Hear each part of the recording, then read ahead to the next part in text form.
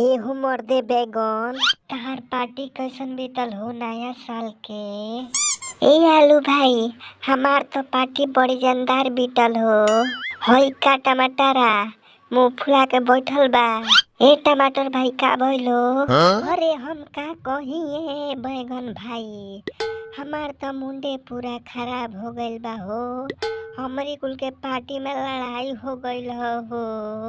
ए टमाटर, तो लोग के पार्टी में के तरह लड़ाई हो गइल हो, तनी हमहू के बताव। अरे का बताइए आलू भाई, हम थोड़ा ज्यादा पी ले रहनी हो। वही में जाके हम डीजे वाला के मार देनी हो 2-3 झापड़। कौनी हमार वाला गाना बजाऊ भोजपुरी। अरे वही पे हमारा के लाते मुँह के खलसिया हो। तो आलू भाई, ए टमाटर भाई रोवा मत जनो, बादला लेवल जाई तहार, टेंशन मत ल। ए आलू भाई, बादला तो लेवे के हो जरूर।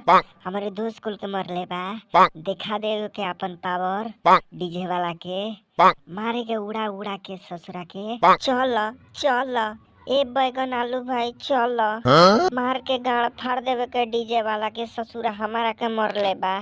2 hours later.